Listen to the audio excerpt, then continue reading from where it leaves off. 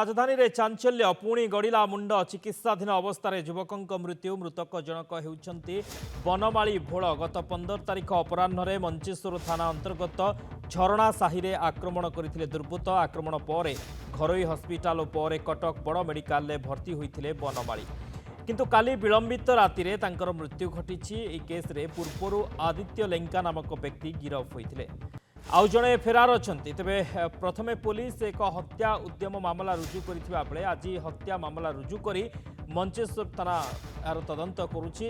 राजधानी रे चांचल्य, राजधानी रे पुणी मुंड गड़िछि। दुर्बृत्तों आक्रमण रे युवकंकर मृत्यु होइथिबा सूचना। मृतक हेउछंती बनमाली भोल। गत 15 तारिख अपराह्न मंचेश्वर थाना अंतर्गत झरणा साहि रे आक्रमण करथिले दुर्बृत्त। आक्रमण पर घरोई हस्पिटाल और कटक बड़ मेडिकल भर्ती होइथिले बनमाली, किंतु काली विलंबित राति रे तांकर मृत्यु घटिछि। तेबे केस रे पूर्व आदित्य लेंका नामक व्यक्ति गिरफ होइथिला, आउ जणे फेरार अछि। तेबे प्रथमे पुलिस एक हत्या उद्यम मामला रुजु करथिबा बेले आज हत्या मामला रुजु करी तदंत करुछि मंचेश्वर थाना पुलिस। मानस महापात्र सीनियर रिपोर्टर आम सहित फोन लाइन जोड़ी होती। मानस, प्रथम हत्या उद्यम मामला होता एवं मृत्यु होती, हत्या मामला रुजु होती, राजधानी रे पुणी मुंड गड़ी। ए हत्याकांड पछर कारण कौन, कहीं जन को हत्या करागला, कौन पूरा सूचना रोचे?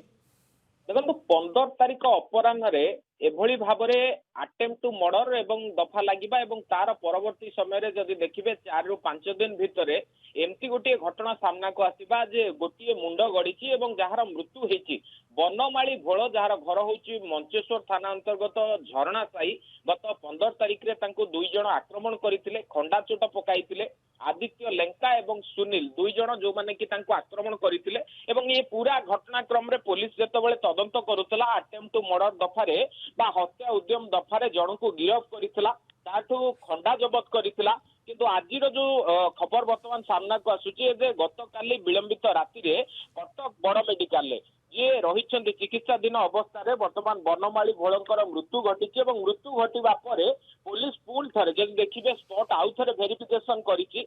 पुणी थे जो माने पड़ोशी अच्छा घर लोक अच्छा से पचरा उचरा करिछि एवं पूर्व शत्रुतारू एभली गोटे हत्याकांड घटी कथा वर्तमान पुलिस कही। तेज बड़ कथा होची घटना अन्य जन फेरार अच्छी, ताकू धरिबा परे पूरा ए घटनार जो एमो रही पदा को आसी पारिबो जे काहीकि एमती हत्याकांड घटीथिला, काहीकि खंडा चोट पड़ीथिला एवं जो भली भाबरे गुरुतर अवस्था तांकू प्रथम तो गोटे घरोई हस्पिटाल एवं परवर्ती समय रे कटक बड़ मेडिकल भर्ती करा जायथला। ताकू देखिले हुए तो जना पड़ी से विजुआल जेतबेले सामना को आसुची हुए तो जना पड़ी जे केते विभत्स थिला, किभली भाबरे आईन को हाथ को नैथिले जो माने अपराधी अछंती। बड़ कथा हेउची जे दिन तमाम जदि देखिबे जो 15 तारिख दिन एमती 3-4टी घटना पदा को आसीथिला एवं गत काली मध्य लिंगराज थाना अंचल रे दुर्बृत्त माने एभली भाबरे खंडा चोट पकेइकी लहुलुहान कर देइथिले एवं आज ये घटनाक्रम रे जेतबेले गोटे हत्या मामला रुजु करा जायछि मंचेश्वर थाना पुलिस पाई निहाती भाबरे चैलेंज बढ़िछि जे अभियुक्तों को किभली भाबरे धरिबा।